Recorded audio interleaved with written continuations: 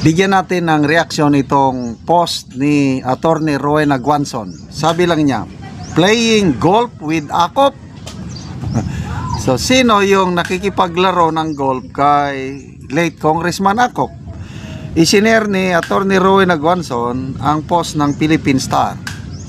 Pahayag ni Secretary John Vic Rimulya tungkol sa kalagayan ng kanyang kapatid na may mga haka-haka na isugod daw siya sa ospital. Kailang bakit biglang nawala? Sabi ng DILG Secretary, Interior Secretary John Vic Rimulya says there is no truth to rumors on social media platforms that his brother Ombudsman Boying Rimulya was rushed to a hospital. Fake news, sabi niya. He just finished playing golf, Rimulya said. Kaya nga, ito ang reaksyon ni Attorney Guanzon na, ha? Naglalaro ng golf kasama si Congressman Akop? Grabe talaga itong Attorney Guanzon na ito. So, pangalawang statement na ito tungkol kay Ombudsman Rimulya. Una, si Assistant Ombudsman Nico Clavano. Buhay na buhay, sabi niya. He had a yummy breakfast. Nag-ulam siya ng sinigang. Ang problema sa Assistant Ombudsman, hanggang salita lang, wala naman siyang ipinakitang picture or video na kumakain si Ombudsman Rimulya ng sinigang. Dito naman kay Secretary Rimulya, bakit siya pa ang kailangang magsabi na kalalaro lang niya ng golf? Bakit hindi yung kapatid niyang magsabi na, hey guys, I just finished playing golf. Diba ano siya? Media, anong tawag doon? Mahilig sa media, mahilig sa press con. So ngayon, ilang araw na ito na umuugong ang balita na isinugod siya sa ospital. Ang pinaka-the best nga gawin sana ni Secretary Rimulya is pabayaan na lang niya ang kapatid niya na magsalita. Ganun lang pa. Tapos na. Tuldok ng issue. Pag si Secretary Boying naglalakad, siyempre, golf eh. Daming mga alalay na, videoin nyo ako. Naglalaro ng golf. Video. Mamaya mag-swing. Pinos. I'm here playing golf at Wak Wak Club. Saan siya naglalaro? Di man sinabi kung nasaan. Kaya nga napaisip tuloy si Attorney Guanzon na baka naglalaro ng golf si Ombudsman Boying kasama si Congressman Akop. Bakit naisip naman ni Attorney Guanzon na laro playing golf with Akop? Kasi yun ang pahayag ni Congressman Abante na nalulungkot siya, iniwan na siya ni Congressman Akop na hindi man lang sila nakapaglaro ng golf nung buhay pa. Kaya sabi niya, we will just be playing golf in heaven. Kaya ito, playing golf in heaven with Congressman Akop. So, ano kaya ang totoo? Ako, lalo la akong nagiging curious sa kalagayan ni Ombudsman Boying Rimulya. He is a public figure. I think the public deserves to know ano talaga ang kalagayan niya. Kasi he's a very high government official. Importante yung posisyon niya.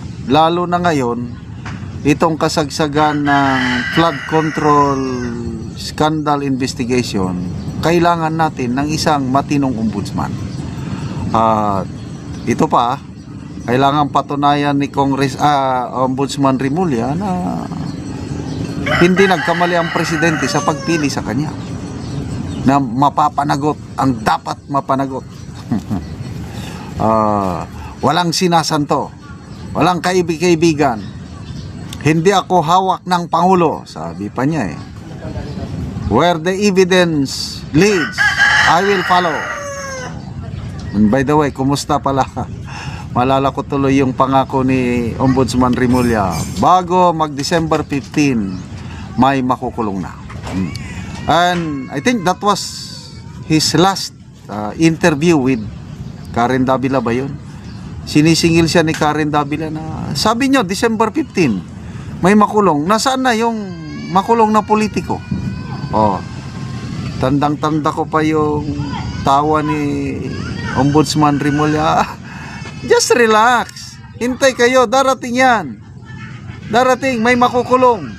Although wala na siyang sinabing petsa kasi nga napaldo sila sa December 15. Ngayon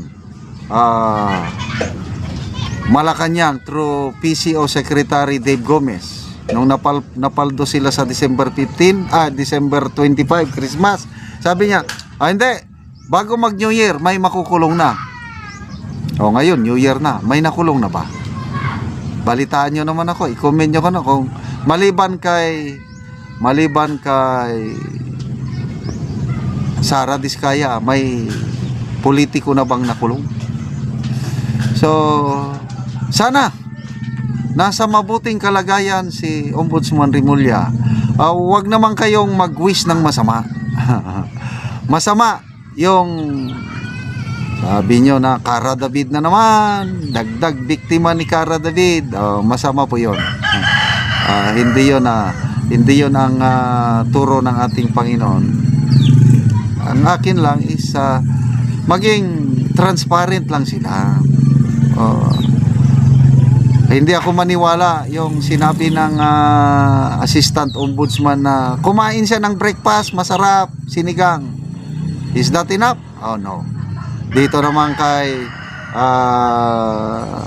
Secretary John Vic na katatapos lang niyang naglaro ng golf. Kulang pa rin yun. Magpakita na kayo ng picture or video na naglaro ng golf, kumakain, tapos ng isyo, tahimik ng taong bayan. But habang puro salita lang kayo, lalo lang lumalakas ang ugong-ugong na baka totoo yung sinugod siya sa ospital. Tungkol ito sa pahayag ni Professor Ronald Llamas, isang dilawan na political analyst, kung saan sinupalpal niya ang Marcos administration sa kapalpakan sa anti-corruption drive. Unipink, watak-watak na. Paano? Gusto nilang makipag-unite sa Marcos administration. Ngayon, palpak naman. I don't know kung itutuloy nila. Pakinggan natin, interview niya sa mainstream media. Right. No big fish charge, no big fish in jail. What are the prospects for 2026? The government moved the deadline to January. Diba? They promised in December. So, what do you see happening? Well, medyo hindi maganda for the government. Yun. Itong walang nakasuhan o napakulong ng mga big fish as promised before Christmas. Hindi rin maganda sa gobyerno na nag-unravel na yung ICI. Mukhang mag-isa na lang yung natitira sa ICI, hindi pa siya yung pinaka-popular na member ng ICI. At ang hirap magkaroon ng quorum kung mag-isa ka lang eh. At ikatlo ay mukhang yung economy ay medyo hindi ganun kaganda. Below targets mismo ng gobyerno. Kaya at panghuli ay bumababa yung approval ratings ng presidente. I wonder what the mood is in Malacanang as they welcome the new year. Ano sa tingin mo? Well, tingin ko yung iba doon nakikita na medyo hindi pa sila safe. Pero yung iba baka chill lang. Ang chill-chill attitude na yan, talagang hinabol sila. Masyado silang chill. Medyo, no? At kung hindi nila aayusin itong mga naging problema nitong, sabi mo nga, eventful year to say the least sa 2025, ay malaki ang kanila magiging problema sa 2026. Yun. Okay. Now the PBBM versus Sara in the polls. Bagsak na bagsak si President Marcos. And there is, correct me if I'm wrong, supposed to be an impeachment complaint against him in the offing or being cooked up by some parties. Well, dati pa namang nag-threaten yung Vice President ng impeachment laban sa Presidente. No, pangsagot niya doon sa impeachment laban sa kanya.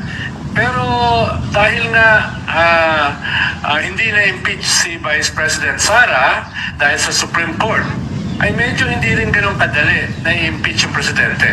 Dahil binago ng Supreme Court yung rules of impeachment, ginawang mas mahirap. At ikalawa, ay palapit na ang 2028. So yung mga tao ay mas doon na mag-i-invest sa 2028 rather than have an impeachment either of the Vice President or the President na at this point medyo ganun kahirap next year or next 2 years. Okay.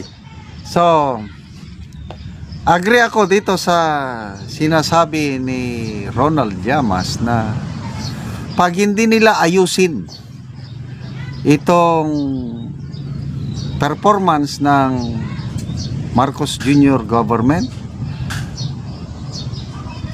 2026 for them is a very bad year.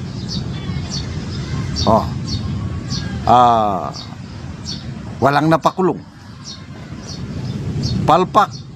Paldo yung kanilang promise na bago magpasko may makukulong. Mamaya binago nila bago mag New Year. Ngayon tapos ng New Year wala pa ring nakukulong. Happy ba ang taong bayan? Wala. Ang dami ng dismayado sa gobyerno ito pagdating sa laban nila kontra korupsyon. Ang perception is may tinatabunan, may pinoprotektahan. Sample na lang, yung Cabral files na siniwalat ni Congressman Libeste. Imbes na imbestigahan nila, gusto pa nilang, imbes na imbestigahan nila yung Cabral files na yon para habulin yung mga nagsingit-singit sa DPWH budget. Ang tinatarget nila na imbestigahan si Congressman Libeste, puwersahan daw niyang kinuha. Yun pa ang kanilang tinutumbok, hindi yung laman ng files. But at least, sabi ni Congressman Libeste na by saying na pinersa kong kinuha, although hindi, inaamin nila nga authentic nga, tunay nga ang laman ng Cabral files. Ito, sinigundahan ni Mayor Magalong. Nakakuha si Mayor Magalong ng kanyang Cabral files sa ibang sources. Sabi ni Mayor Magalong, parehas ng laman ng Cabral files ni Magalong at Cabral files ni Libeste. Ibig sabihin, wala na silang lusot. So ngayon, dito mo makikita na may pinagtatakpan. Pati nga si Senator Lacson, umalma na rin siya. Sinupalpal niya si Auntie Claire Castro na very irresponsible yung sabihin nyo na hearsay yung Cabral files nang dahil lang hindi inautingit-tikit ng DPWH. Wala, umalma si Senator Lacson at nagpromise siya na imbestigahan ito pag nag-resume ang session ng Senado sa Blue Ribbon Committee. Okay? So, ayan. ICI, wala na. About to die, ang ICI, nasa ICU na. Hilimat yun. Isang commissioner na lang naiwan. How can you maintain a quorum kung nag-iisa ka? So ano kayang gagawin ng presidente? I-dissolve na lang niya or mag-appoint siya ng 2 bagong commissioner? Sabi ni Mayor Magalong, wala na daw mag-volunteer. Wala nang gustong magtrabaho sa ICI kasi nga wala namang pundo. Ano ba yan? Kawawa si Mayor Magalong, gumastos ng sarili niyang pera, 30,000, di man lang niripan. Wow!